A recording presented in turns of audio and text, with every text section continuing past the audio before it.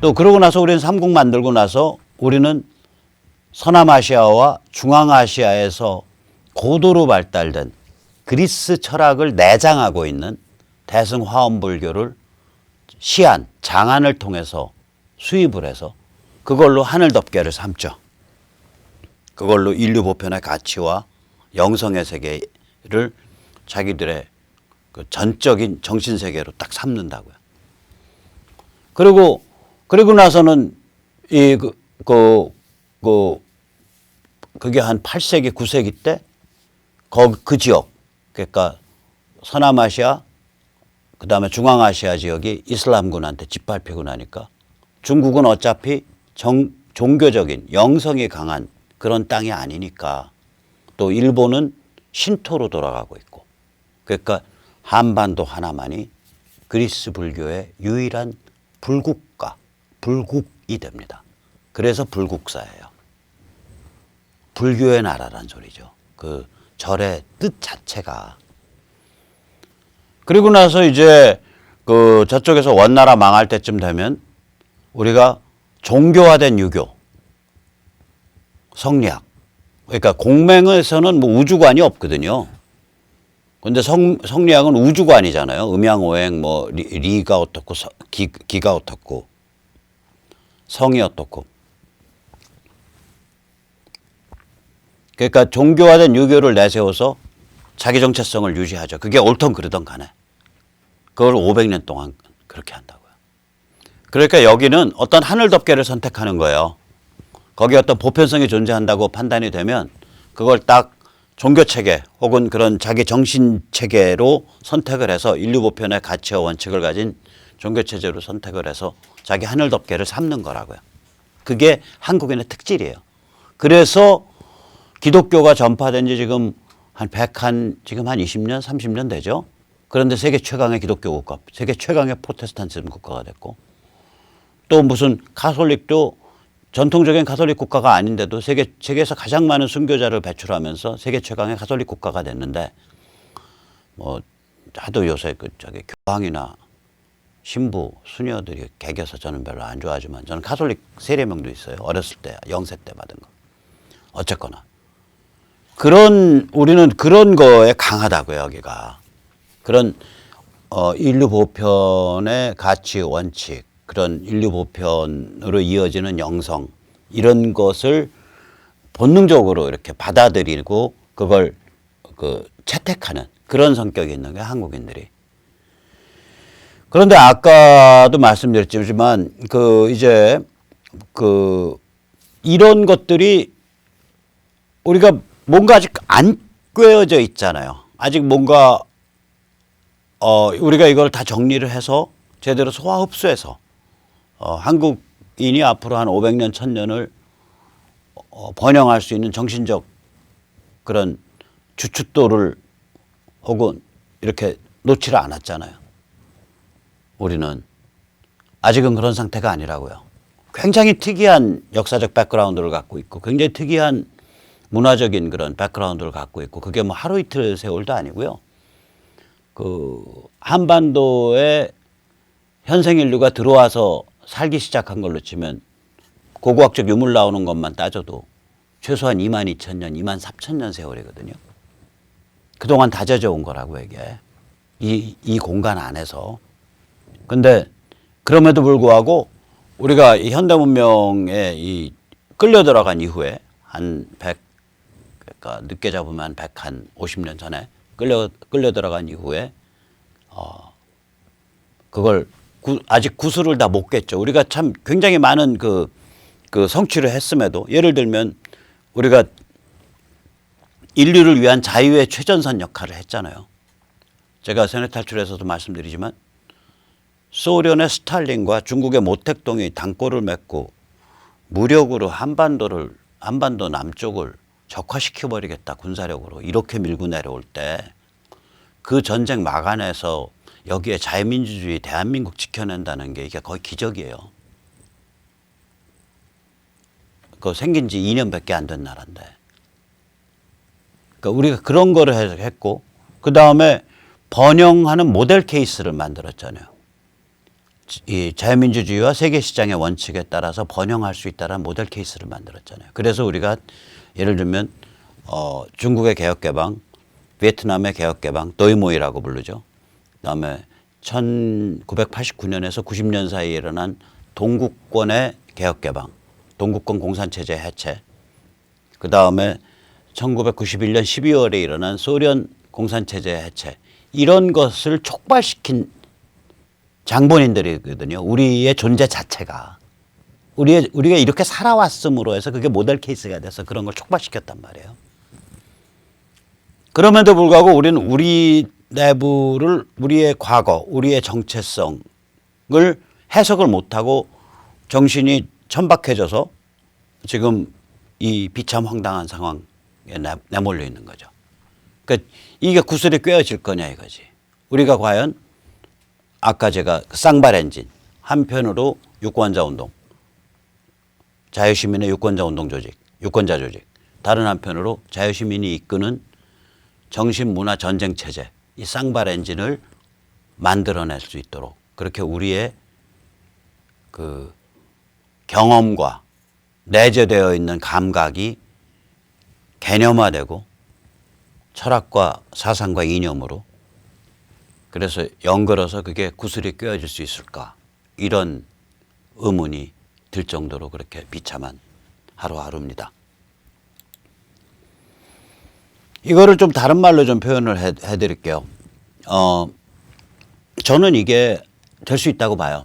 왜냐, 그까지 영국이 받았던 축복, 혹은 피렌체가 받았던, 피렌체는 진짜 그 그릇에 비해서 너무 많이 물이 쏟아져 들어와서 그릇이 깨져버린 경우인데, 피렌체 인구 한 5만 뭐 6만 이런 급의 거기에다가 그 아나톨리아와 발칸반도에서 그 이민자 동방 지식인들이 그냥 밀어 닥치니까 그릇 깨지죠.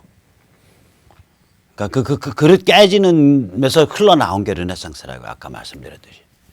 근데 이런 그 무지막지한, 저희는 그거에 비해서 굉장히 좋은 축복이 이렇게 닥치고 있어요. 혹은 사명이라고 부르죠. 저는 그걸 컨트라스트와, 하나는 컨트라스트라고 부르고 하나는 하늘 덮개라고 부릅니다.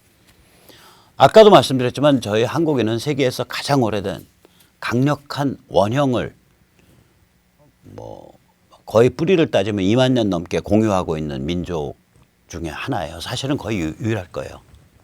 이게 일본 같으면은 원래 있었던 그 사람들 그룹 조몽위에 한 2000여 년 전에 야요이가 덮쳐가지고 그때부터 시작한 건데, 이건 그게 아니라 일종의 항아리 같은 구조에서 쟁여서 쌓여져 왔다고요. 조금씩 조금씩.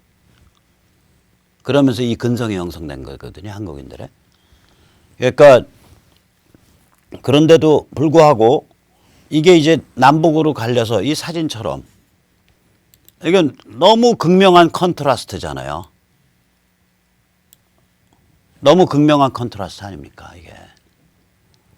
그러니까 이거 무슨 얘기냐면, 우리가 수력발전소 지으면요, 수력발전소의 발전의 힘이 어디서 나오냐. 높은 데 있는 물이 낮은 데로 가고자 한다.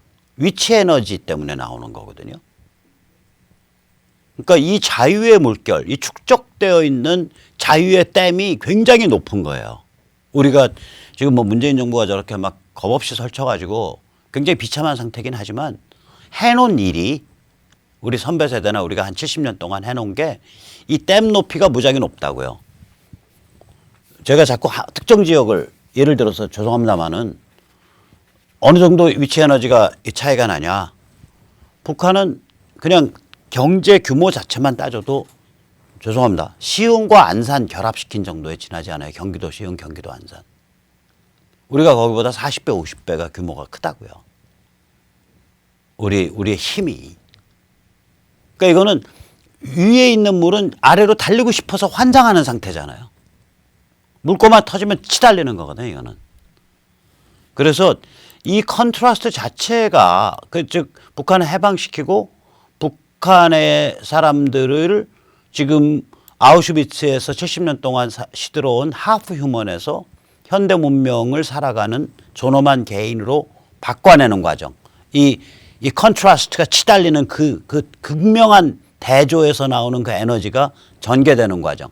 이게 말하자면은 이게 뭐 하루아침 오늘 그런 과정 펼쳐지고 내일부터 없어요. 그게 아니라 이게 한 10년 가는 프로젝트란 말이에요. 아무리 짧게 잡아도. 완벽한 동화까지 가면 한 30년 가는 프로젝트고. 이거를 우리가 일종의 축복이에요, 이거. 생각을 해보세요. 유대인들이요. 왜 전후에 세계 경제를 휩쓸냐고요. 특히. 그 박해에 대한 기억 때문에 그런 거거든요. 그걸 살아남음으로써. 우리가 아우슈비츠를 바로 KTX 타고 가면 2시간이면 보고 1시간이면 보고 서울 같으면은 예를 들어서 한 60km, 70km만 가도 보이고. 우리 이국종 교수님인가? 누구였죠? 북한 귀순병사 배에서 우리가 그 회충덩어리 보듯이 매일 보는 건데 그러면서 이 삶이란 뭐냐? 인간에게 자유란 뭐냐? 개인이란 뭐냐? 존엄성이란 뭐냐? 인간이 악이 뭐길래 저렇게까지 인간이 시들어왔냐? 이걸 우리가 매일 다뤄내야 되는 이슈가 되잖아요. 하루하루에. 그런 상태가 10년, 20년, 30년 간다고 생각을 해보세요. 그걸 우리가 성공적으로 겪고 난 다음에 한국인의 사이키, 이 정신 심리 상태가 어떨 것인가 한번 상상을 해보시라고요. 이 컨트라스트와 그 컨트라스트의 해결을 위한 발버둥이 가장 큰 축복이에요. 두 번째는 뭐냐면요. 하늘의 아들이 지배하는 가장 풍요하고 오래된 물질, 권력, 폭력 덩어리가 중국이에요. 중국을 저기 북경에 가면 베이징에 가면은 천단공원이라고 있죠. 천단공원. 천단이 뜻이 뭐냐면은 하늘공원, 하늘재단이란 얘기예요. 그러니까 Temple of Heaven이라고 영어로는 하늘사원. 이게 유네스코인가 뭐 거기 등록된 아무튼 세계에서 가장 아름답고 세계에서 가장 아름다운 그 목조 건물 중에 하나예요. 이 기둥 하나가 20-30m씩 올라가는 기둥이 28개인가 둘러져 있어요. 이 목조 건물. 그리고 이제 천원지방 사상이죠. 하늘은 둥글고 땅은 네모나탄데 음양으로 바꾸죠. 그래서 바닥은 원형이고요. 이게 쫙 기둥 올라간 다음에 점점 좁혀가지고 하늘에는 네모나게, 천장은 네모나게 좁혀놨어요. 내부에서는. 그러니까 천원지방을 음양사상으로 해서 위아래를 바꾸죠. 위아래를 바꿔야 이 하늘의 기운이 아래에 있어야 위로 올라가고 땅의 기운이 위에 있어야 아래로 내려와서 서로 이게 교류 화합이 된다. 이런 게 이제 음양 주역사상이잖아요. 그래서 여기 이 건물 구조를 가서 보면 시커먼 그 천장 그 우듬지 맨 꼭대기 거기는 네모나게 좁혀져 있어요. 그리고 이거는 이 바닥은 그 하늘의 아들 천자가 하늘 제사 지내는 자리를 그러니까 원형으로 돼 있고 그 원형 주위에 한 20에서 30m 정도 높이의 그냥 아람들이 훨씬 높는 그런 그 안위성의 밀림에서 잘라서 이동했다 그러더라고요. 그걸로 이렇게 기둥에 올라가죠. 그래서 이 건물은 내부는 통구조입니다. 하나입니다. 그러니까 이 아래에서 보면은 꼭대기 그 천장까지가 하나로 돼 있어요. 무시무시한 건물이에요. 그 안에 그 서려 있는 귀기나 이런 게. 하늘 제사는 제가 전번에 한번 말씀드렸는데, 그러니까 동아시아에서는 중국밖에 못 지내요. 그러니까 조선왕은 하늘 제사를 못 지냅니다. 이러한 하늘 제사를 지낼 수 있는 하늘의 아들로 지배하게 되는 그런 시스템인데 이게 가만 내버려 두면은 이게 뭐 에집트의 파라오는 저리 가라고 진시황 같이 되는 거거든요. 그 잔인함과 무소불위, 절대 권력이. 그러면 사람이 못 살게 되잖아요. 결국 진나라 진시황 죽고 나서 한 20년 만에 망했잖아요. 그러니까 이거에 안전 밸브를 달죠. 사람이 숨 쉬고 생각할 수 있고 시스템이 돌아갈 수 있도록. 그 안전 밸브의 이름이 유교입니다. 자, 이런 시스템으로 2500년을 지내온 거예요, 중국이. 그러니까 여기에 하늘 덮개, 그러니까 인류 보편의 가치와 원칙을 중국인들한테 야, 너 이거 뼛속에 좀 익혀서 우리가 하늘 덮개를 같이 공유하는 그런 공동체를 만들자. 이런 얘기 한 적이 없다고요. 거기는 하늘 덮개가 있는 게 아니라 하늘의 아들이 권력과 군사와 부로 사람을 찌부러뜨리는, 너무 찌부러질 수 있으니까 거기에 완충 안전 밸브 넣어둔 게 그게 유교죠. 자, 이런 중국에 대고 2500년 동안, 제가 그 이전에 사실 상나라 때부터는 4000년인데 2500년 전에 하늘 덮개가 만들어지기 시작했거든요. 처음에 한자락 깔은 게 불교, 그 다음에 헬레니즘, 그리고 기독교. 아무튼 이런 것들, 이런 그 인류 보편의 가치와 원칙을 그런 영성의 세계 혹은 그런 아주 명징한 이성의 세계를 인류 보편에 존재한다라고 믿는 그런 믿음 체계란 말이에요. 이 인류 보편의 가치와 원칙에 대한 믿음 체계가 등장하기 시작한 게 2500년밖에 안 돼요. 그 2500년 동안 중국의 그런 믿음 체계를 중국인들이 공유해야 된다, 내면화해야 된다, 이런 얘기를 바깥에서 강제한 적이 없어요. 이게 처음 강제가 되고 있는 거예요. 이게 강제가 제대로 되면요, 한국인은요 진짜 숨쉬고 살아요. 우리가 대륙의 절대 폭력, 절대적 힘에 의해서 그거에 개기고 살려고 발버둥 친 거 아니에요. 그런 발버둥이 아니라면 제가 어떻게 성리학을 용서하겠어요. 그 이상야릇한 종교화된 유교를 제가 그래도 그 조상들이 그 선택한 게 그 일리가 있어. 최소한. 왜냐? 그걸 선택해서 그 하늘 덮개 뒤집어 써야 중국에 안 먹히니까. 그리고 자기 정체성 유지하니까.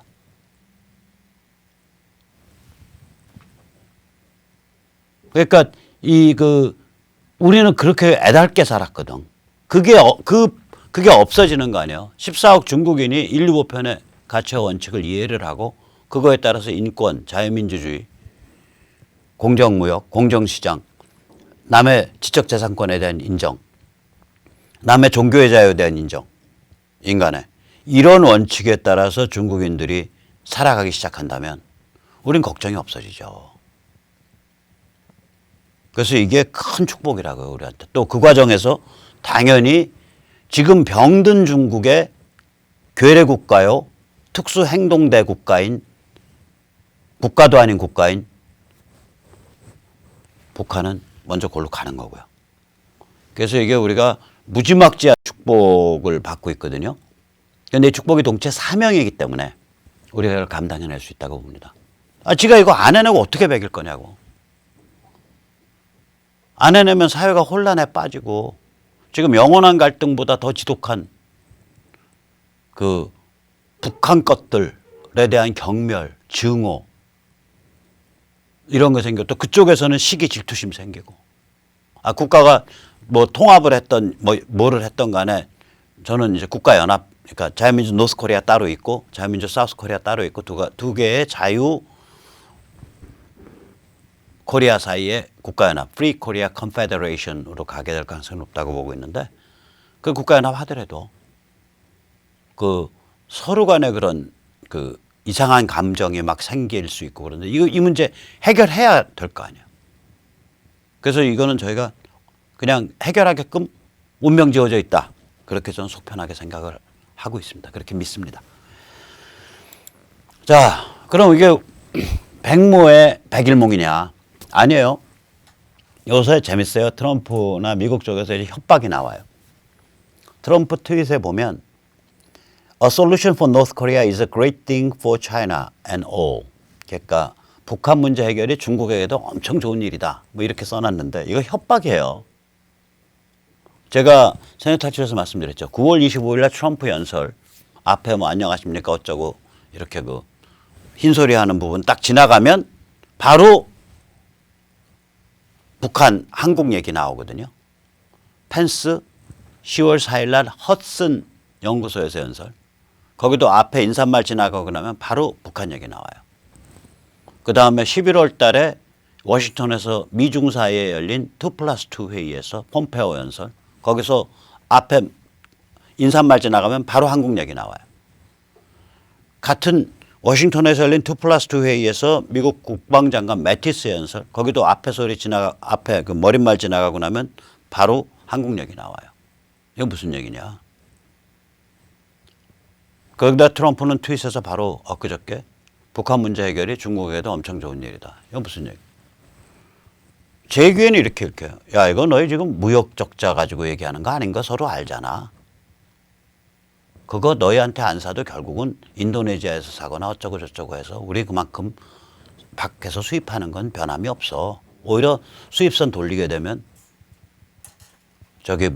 오히려 좀 수입가가 올라가겠지 차라리. 내가 진짜 원하는 게 뭔 줄 알아? 지재권 그건 당연히 원하는 거고 진짜 원하는 거는 북한 내놔. 우리가 그 접수평정 해방해서 발전시킬 테니까 너 거기 숟가락 들고 옆에서 총 들고 꼬나보지 마. 이 얘기하고 있다고 저는 보여요. 문우신 발언도 이게 재무장관이요. 미중 정상회담에서 북한과 관련한 매우 구체적인 논의가 있었다. 핵 없는 한반도를 반드시 만들기 위해 중국이 미국을 도울 것이라고 약속했다. 이런 발언을 했거든요. 이거 무슨 얘기겠어요? 협박이에요. 중국, 북한의 일종의 금융제재 혹은 금융봉쇄 혹은 북한의 그 비자금 드나드는 거 이것을 모니터링하고 제어하는 데 중국 너희 협조 안 하면 골로 가는 거야. 그리고 그러한 협조가 진행되면 결국 북한은 내몰리게 돼. 이 소리 하고 있는 거예요. 양쪽 다 협박하고 있는 게 북한과 중국을. There's also very specific discussion on North Korea. 그러니까 트럼프와 시진핑 사이에 북한에 대한 굉장히 그 특별한 그 토의가 있었다. 논의가 있었다. A commitment. There's a commitment라는 소리죠. That they will work with us to make sure that there is a nuclear-free peninsula. 중국이 미국에 협조하여 한반도의 비핵화를 한반도에서 핵이 없는 한반도를 만드는데 반드시 만들고야 만다라는 그러한 약속이 있었다. 이건 중국 협박하던 거거든요. 지금 양쪽이요, 좀 달라요, 톤이. 미국에서는 너희 약속했잖아. 약속했지? 약속했지? 이 얘기하고 있는 거예요. 약속 안 지켜? 이 얘기하고 있다고요. 이거 지금 요번에 지금 계속 나오고 있는 얘기예요. 거기다가 이런 얘기 굉장히 특이한 건데 이게 트럼프 행정부만 이런 소리를 해왔었는데 이제 영국에서 이 얘기가 나와요. 영국의 정보부죠. MI6 수장 알렉스 연거. 알렉스가 아니라 알렉스예요. 알렉스 연거는 뭐라고 말했냐. 중국이 러시아보다 더 심각한 안보 문제다. 그러니까 지금 어차피 문명의 추세가 돈과 힘 이런 게 동쪽으로 흐르고 있기 때문에 go east. 돈, 힘, 정치, money, politics and power. go east. 이 얘기예요. 하고 있기 때문에 중국이 러시아보다 더 심각한 안보 문제가 됐다. 그러니까 어차피 동쪽이 앞으로 융성하게 될 수밖에 없기 때문에 동아시아가 여기가 세계적인 그런 테크놀로지나 혹은 돈의 핵심 센터가 될 수밖에 없기 때문에 중국 14억 명이 제대로 생각하고 제대로 된 정치적 행태를 하는 그러한 중국으로 거듭나지 않으면 이건 인류의 그 안보 재앙이다 이 소리라고 저는 읽혀요. 이제 이게 트럼프 진영에서 해온 얘기거든요. 이게 이제 대서양 건너서 영국에서 이 얘기 나오고 있는 거예요. 그러면 이게 유럽이나 이 전통적인 서방, 자유민주주의 서방권에는 이게 다 공통된 관점이 돼간다는 소리죠. 그래서 자 이러한 다시 돌아갈게요. 김무성이든 김성태든 뭐 유승민이든 혹은 저기 친박의 누구든 홍문정이든 또 감옥에 있는 최경환이든 누구든 간에 이 첫째 정치권이 이런 빅픽처를 좀 봐야 돼요. 그 뭐 지금 박근혜 저기 대통령 그 뭐 이런 그 얘기를 한 거 그 첫 발 디딘 김에 계속 발 디뎌서 불구속만 얘기하지 말고 인격살인 명예회복해야 된다는 얘기도 하고 더 나가서 박 대통령이 그 통진당 해산이나 개성공단 철수나 그 다음에 그 전교조 법외 노조 하나 이런 걸 통해서 이 그 평양 붕괴에 대한 그런 수순을 그런 그 기초를 다지는 업적을 놨다 이런 것들을 조명을 하고 그리고 그 양반 그 언론이 그렇게 저지른 그 인격살인 그리고 우리가 그거에 속아가지고 탄핵한 거 잘못했다 뭐 이런 소리도 좀 하고 이왕 저지른 거 계속 일을 하라고요 이제는. 그 밥그릇 안 뺏을 테니까 그렇게 하면. 왜 이런 빅픽처를 못 보는지 모르겠어요. 자, 그러면 오늘 여기까지 모시겠습니다. 감사합니다.